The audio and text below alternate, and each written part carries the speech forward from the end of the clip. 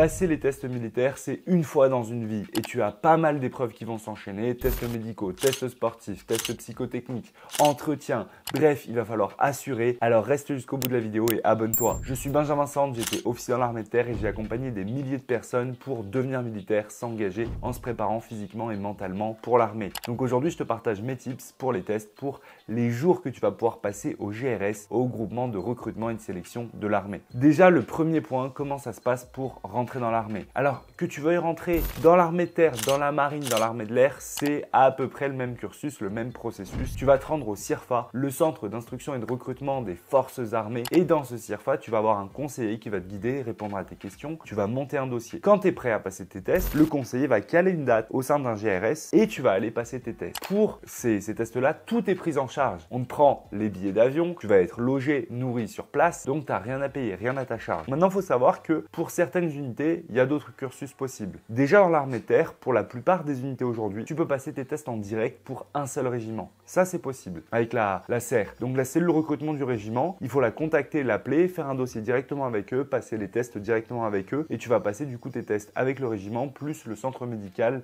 local du régiment. Et ensuite, pour d'autres unités, comme les fusiliers marins, tu vas passer des tests un petit peu différents et tu vas pas forcément passer par le GRS. Donc ça dépend, ça c'est un peu du cas par cas. Mais il y a différents cursus qui existent. Maintenant, le principal, celui dont on va parler aujourd'hui, c'est le cursus des tests militaires de l'armée avec le GRS. Qu'est-ce que tu dois amener quand tu es convoqué pour tes tests? Bon, déjà, le premier point, c'est d'arriver à l'heure, de pas te planter sur les trains et de bien prendre ton train. Parce que ça, oui, ça arrive. Pour tes tests, t'as pas amené 50 000 trucs. Mais il y a quelques points qui sont importants. Déjà, trousse de toilette, tout ça. De quoi dormir, de quoi bien dormir. Donc, ce que je te recommande, c'est un masque pour les yeux, des boules qui est parce que ça va te permettre de mieux dormir, d'être en forme. Ensuite, des trucs à manger, pourquoi pas. Ton chargeur de téléphone, important à ne pas oublier. De quoi écrire aussi. Et évidemment, derrière, on a les affaires de sport. Pour les affaires de sport, sur ça, petit point important. Si tu vas passer tes tests en hiver, prends un pull et un survêtement. Si tu es une fille, je t'invite à éviter de prendre un legging. C'est mieux, enfin, pour la partie vraiment sport, ok, mais pas un legging que tu vas porter sur la reste des épreuves. C'est mieux d'avoir un survêtement et pas une tenue trop moulante, trop sexy, on va dire. Pour ce qui va être des sous-vêtements, tout ça, prends plusieurs sous-vêtements parce que tu vas passer 2 nuits là-bas. Évidemment aussi, tu prends une serviette, prends de quoi te doucher, du savon, tout ça. Tu prends tout qui va te permettre d'être bien en considérant qu'il n'y a rien sur place. Mais n'emporte pas trop d'affaires. Ensuite, comment est-ce que tu vas t'habiller? Donc ça, sur la tenue, je vois un peu des dingueries parfois et j'ai souvent la question,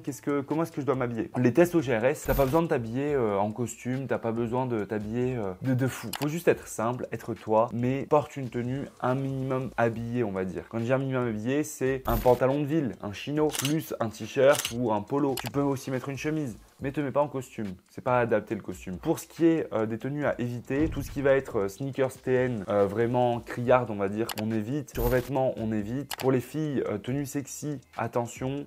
Du coup, trop décolleté, les crop tops, tout ça, on oublie, on évite. On prend une tenue simple qui va donner un avis positif de nous quand on nous voit. Maintenant, comment ça se passe le premier jour quand tu arrives? Premier jour quand tu arrives, tu vas arriver du coup en fin de journée, on va te guider, on va t'expliquer où tu vas loger, comment ça se passe. Rapidement, on va t'amener à ta chambre. Ensuite, tu vas aller dîner au réfectoire, au mess, c'est la cantine. Une fois que tu auras dîné, tu vas pouvoir être dans une chambre. Du coup, c'est une chambre de 8 personnes, 10 personnes, 15 personnes, 20 personnes. Ça dépend. Voilà, c'est souvent des chambres de 8-10. Après, couche-toi tôt. C'est important pour être en forme. Donc, tu fais dodo dans cette chambre-là. Le lendemain, tu vas pouvoir commencer les épreuves et ça va réellement commencer. Le deuxième jour, actuellement, en 2025, c'est la visite médicale en premier. Là, point important, ne fais pas pipi le matin. Ne fais pas pipi. Pourquoi? Parce que visite médicale, ça commence par l'infirmière qui vient te voir et elle va te donner un gobelet, tu vas aller aux toilettes, tu vas devoir uriner dedans. Donc évidemment, évite tout ce qui est drogue avant tes tests et dans tous les cas, jamais. Ensuite, tu vas avoir différents tests, différentes évaluations, puis tu auras le passage chez le médecin qui va te poser des questions. Ça, on en reparle de la visite médicale juste après. Une fois que tu as fait ta visite médicale, que tout le groupe est passé, là, tu vas aller déjeuner. Donc là, tu vas avoir un petit peu de temps pour manger et l'après-midi, tu auras tes tests psychotechniques. Pendant toute la durée des tests, tu vas être encadré par des encadrants qui s'occupent de ça, qui vont te guider, t'expliquer comment ça se passe, te donner des points de rendez-vous. Par exemple, le deuxième jour, du coup, où tu es sur place, on va te dire le lever sera à telle heure. Du coup, le matin, tu vas te lever à 5h, 6h pour partir à la visite médicale.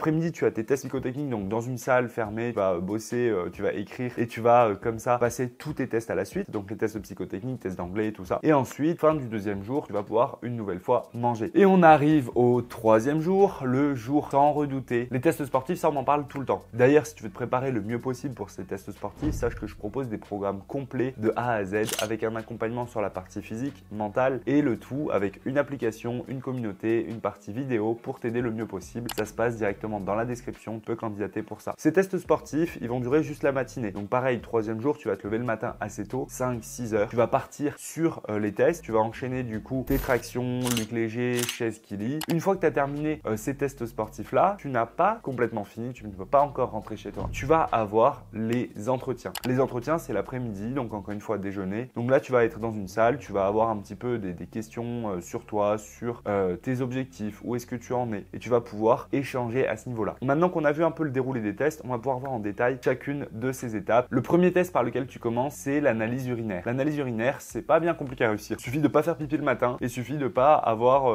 consommé de drogue, de pas faire n'importe quoi avec ta santé, ce sera réussi. Voilà. Ensuite, on va enchaîner avec tout ce qui va être test auditif. Donc auditif avec un casque dans une pièce insonorisée, test de vue, test électrocardiogramme, tout ça. On va enchaîner avec différents tests. Le test auditif, donc là, il y a vraiment moyen de le rater bêtement. Le test auditif, il faut savoir que dès que tu arrives dans la pièce, on va donner des petites télécommandes, tu vas devoir appuyer dès que tu entends un bruit. Cette télécommande-là, c'est un bouton. En fait, dès que tu entends le moindre truc, tu appuies. Parce qu'en fait, c'est des micro-bruits, des micro-sons. Et si tu te loupes, potentiellement, tu rates le test et derrière, tu finis avec un test CJCOP. Donc ça, c'est le test médical qui est raté. On en parle juste après du test CJCOP. Donc le test auditif, concentré dès le début. Ensuite, on a le test de vision oculaire. Donc ça, c'est un test tout bête. C'est juste on contrôle ta vue. Tu as des lettres écrites sur une pancarte. Tu dois juste les prononcer. Et tu as aussi un point important, c'est test daltonisme. Donc vérifie que tu n'es pas daltonien. Si tu es daltonien, tu peux quand même être apte selon le degré de daltonisme que tu as. Et ensuite, tu as la partie test de relief. Test de relief, c'est si tu veux être parachutiste, là, ça peut te bloquer. Donc ça, c'est pour la partie petits examens médicaux. Ensuite, on a l'électrocardiogramme. Électrocardiogramme, c'est quoi? On vient contrôler le fonctionnement de ton cœur. Donc on te pose des électrodes, un peu partout et on va regarder comment bat ton cœur. Et si le battement de ton cœur, il fait bien, tu vois, la courbe comme ça. Une fois que tu as fait tout ça, on va avoir l'entretien avec le médecin. Là, l'entretien avec le médecin, on va te demander de ramener ton carnet de santé. Donc, tu arrives chez le médecin, tu vas discuter avec lui. C'est un médecin militaire qui est expert pour valider ou non ton dossier médical. Et pour lui, l'objectif, c'est de faire rentrer quelqu'un dans l'armée qui n'a pas de problème. S'il y a un problème grave, il ne voudra pas le faire rentrer. C'est normal puisqu'il est responsable. Donc, pour lui, le but, c'est d'aligner les besoins de l'armée avec ta santé. C'est donc de préserver ta santé et ne pas faire en sorte que tu n'aies pas de problème derrière. Donc, pour lui, le but, c'est pas de t'embêter, c'est juste de comprendre qui tu es exactement. Et s'il y a le moindre doute, il va dire bon, lui, non. Donc ça veut dire que si sur ton carnet de santé, il y a des trucs un peu bizarres, si tu lui racontes des trucs un petit peu bizarres, il va dire non. Il faut réfléchir à ça, à qu'est-ce que tu vas lui dire ou pas. Tu vois, moi, j'avais rien à cacher, j'avais rien de mal à cacher, mais il y a des personnes qui, par exemple, ont fait des tentatives de S. Parce que sur YouTube, je suis obligé de ne pas dire certains mots, mais des tentatives de S, si tu as fait ça et que tu en parles au médecin, potentiellement, il peut se dire, bon, il faut un examen psychiatrique en plus. Et c'est des choses où, ça, c'est un choix personnel. Alors, je t'invite pas du tout à cacher les choses au médecin. Et j'ai vu beaucoup de candidats se faire refuser parce qu'ils avaient dit trop de choses et raconté des choses que s'ils n'avaient pas raconté, il n'y aurait pas eu de soucis et pour leur santé non plus. Donc, le médecin, il est là pour te protéger, mais il est très carré et lui, il prendra aucun risque et il ne te couvrira pas si y a la moindre petite défaillance par rapport au cadre légal. Ce cadre légal-là, tu peux le retrouver sur Internet. Dans le Discord Santarmy, tu auras toutes les explications sur la partie ressources médicales avec les PDF de référence qui t'expliquent comment ça fonctionne et qu'est-ce qui te permet d'être apte ou pas à l'armée. Il faut savoir que pour être apte ou non à l'armée, on a ce qu'on appelle le test CJCOP. Donc CJCOP, c'est juste un acronyme pour se souvenir de toutes les notes qu'on va mettre en fonction des différentes parties. Donc S, c'est supérieur, I, c'est inférieur, G, général et ainsi de suite. Ça te permet de savoir en fait quelle est ta note globale et de voir là où tu as des soucis et de pouvoir te noter comme ça et voir quelles aptitudes tu vas avoir après dans l'armée. Si tu as un souci médical, t'inquiète pas, la vie n'est pas finie. Il y a d'autres options qui s'ouvrent à toi. Tu peux devenir civil de la défense, il y a peut-être la gendarmerie, la police nationale, il y a d'autres choses. Maintenant, si tu as un petit souci médical qu'on te demande de revenir plus tard ou d'aller voir un autre médecin civil, là tu fais tes examens, tu reviens, tu renvoies ça, tu complètes le dossier pour que ce soit bon. Derrière, on va aussi te demander de te déshabiller et regarder comment sont tes baloches. Donc on va, pour les hommes, pour messieurs, on va vous palper. C'est juste une palpation pour vérifier que vous n'avez pas de soucis de cancer et de problèmes au niveau de la prostate. Pour mesdames, il peut y avoir une palpation au niveau des seins si c'est un médecin féminin. C'est pas toujours le cas. Maintenant, dans tous les cas, c'est juste un examen médical. C'est purement médical, purement professionnel. Rien de bizarre là-dedans. Une fois qu'on est bon sur les tests médicaux, on va passer du coup aux tests psychotechniques. Là, les tests psychotechniques, ça se travaille. Ça se travaille vraiment, sérieusement. Il y a des mecs qui ratent à cause de ça. Tu veux devenir sous-officier, tu dois surtout vraiment gérer ces tests-là. Tu veux juste devenir militaire du rang. Bon, on va avoir des tests de logique, arithmétique, français, codage, attention, anglais, personnalité. On a 7 types de tests différents. Si on a quelqu'un qui n'a pas de logique, qui a des problèmes de personnalité qui sont décelés lors de ces tests-là, il ne sera pas retenu au test de sélection. Et le but, c'est de pouvoir t'évaluer, de voir si tu comprends bien les choses et si tu pourrais devenir un bon militaire. Avec les tests psychotechniques, tu auras aussi une petite partie présentation sur l'armée, sur les différents corps de métier dans les armées, comment ça fonctionne. Le lendemain matin, tu vas avoir les tests sportifs. Donc sur les tests sportifs, ça se prépare longtemps en avance. Certainement pas un mois avant, certainement pas 3 mois avant. Pour ça, je vois beaucoup de jeunes qui se disent je peux me préparer tout seul, je gère tout ça. En fait, le truc c'est que quand tu te prépares tout seul, que tu connais pas grand chose au sport, que t'as pas un passé de sportif, que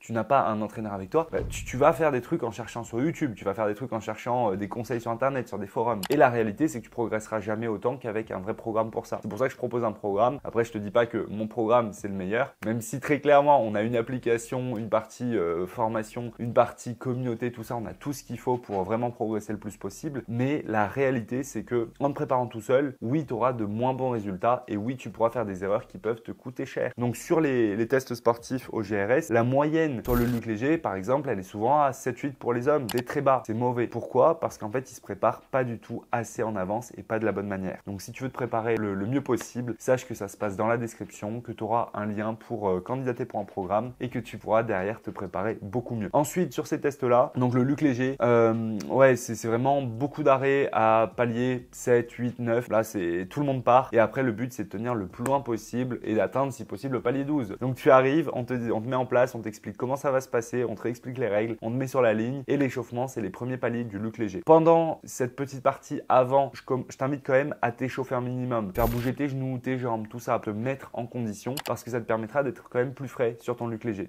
Donc échauffe-toi un minimum autant que possible et si tu peux le matin, tu peux aussi manger un peu plus de choses sucrées avant. Mange simplement quelque chose que tu vas bien digérer, qui va t'apporter un petit peu d'énergie et te permettre d'être dans les meilleures conditions. Un petit boost caféiné aussi, ça peut le faire, ça peut être intéressant. Par exemple, si tu prends le petit booster de Nutrien-Co ou un peu de pré-workout, à moins 10% avec le code Benjamin10. Bon, je rigole pour le placement de produits, mais c'est les compléments que j'adore, que je recommande parce qu'ils sont français, c'est produit localement et c'est une tuerie. Ensuite, tu vas enchaîner avec les tractions. T'enchaînes, mais tu as quand même un petit temps de pause. Donc, sur les tractions, tu vas avoir une barre droite. Tu vas simplement commencer tes tractions dessus. Tu auras une démonstration. Sur les tractions, le petit piège. Ah oui, juste avant ça. Sur le Luc Léger, petit piège, c'est de ne pas passer bien son pied derrière la ligne. Ça arrive. Il y a des éliminés à cause de ça. Sur les tractions, le petit piège, c'est de ne pas tendre bien en bas et de trop remonter le menton comme ça quand tu passes. Fais ça, on peut ne pas te compter tes tractions et donc fais attention à ce que tes tractions soient bien comptabilisées. Et ensuite, le fameux test de la chaise qui lie. Donc là, rien de très difficile. Le test de la chaise qui lie, c'est vraiment un test basique, classique. Le truc à prendre en compte, attention, c'est que ce test-là, tu vas le faire après avoir couru, après avoir fait des tractions. Pense bien à le faire de temps en temps après la course à pied parce que ça te permettra de te mettre dans les mêmes conditions que sur tes tests. Maintenant, on va parler des derniers points sur ces tests au GRS. Le troisième jour, tu as tes entretiens. L'entretien avec un recruteur qui va pouvoir évaluer ton niveau. Ce recruteur-là, il est là pour savoir si tu es quelqu'un de pertinent pour l'armée, si tu es quelqu'un de fiable et pas dangereux, si tu es quelqu'un qui comprend pourquoi il va s'engager, qui a de bonnes raisons de le faire. Bref, le but, c'est simplement échanger avec toi, t'évaluer, voir si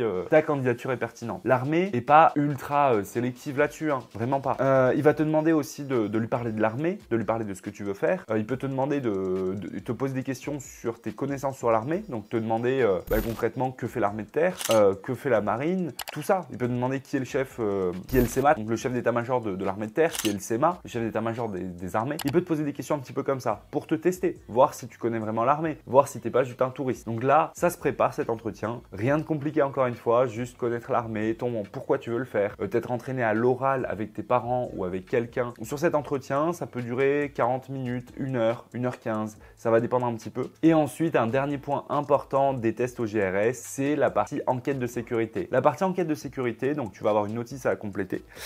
cette enquête de sécurité-là, elle peut éliminer certains candidats. Ça arrive de temps en temps. Donc ces candidats-là, c'est des candidats qui par exemple ont de la famille qui peut être fichée, vont avoir des antécédents judiciaires, peuvent avoir un casier judiciaire. Donc tout ça, évidemment, il faut le préparer en amont. Maintenant, si tu as un casier judiciaire, les choses ne sont pas finies. En fonction de ton casier judiciaire, tu pourras faire enlever la mention ou non en faisant une demande, une requête au tribunal pour que ce soit enlevé pour l'armée. Et ça, c'est possible, ça se fait très bien. Donc, si c'est le cas, pense juste à ce petit détail-là avant de compléter l'enquête de sécurité. Pareil, par rapport à l'enquête de sécurité, on te demande de mettre tes réseaux sociaux. Si tu mets tes réseaux sociaux et que dessus, tu es là à publier plein de vidéos, à faire le guignol ou à parler de politique, attention, ça peut jouer contre toi. Donc, sur les réseaux sociaux que tu vas mettre, mets tes réseaux sociaux s'ils sont discrets. Et dans tous les cas, c'est une enquête de base. C'est pas une enquête où ils vont aller traquer ton adresse IP, chercher tout ce que tu as publié sur Internet. Non. Maintenant, il y a quand même une réelle enquête. On va quand même regarder qui tu es, essayer de trouver toutes les informations possibles sur toi. Et ça, tu peux le faire tout seul en cherchant ton prénom plus nom sur Internet d'un ordi qui n'est pas le tien et regarder tout ce qu'on va pouvoir trouver. Tu cherches un petit peu et tu regardes tout ce qu'on arrive à trouver et tu supprimes tout ce que tu n'as pas envie que l'armée voit. Et comme ça t'évitera toute surprise. Puis, si jamais tu veux devenir officier et que tu passes par le GRS, donc par exemple le parcours recrutement au SCE, sache que tu auras aussi un entretien psychologique avec un psychologue des armées qui fera le point avec toi pour voir qui tu es réellement et quel est ton profil psychologique. Une fois tes tests passés, tu peux attendre 2 mois environ avant d'avoir une réponse,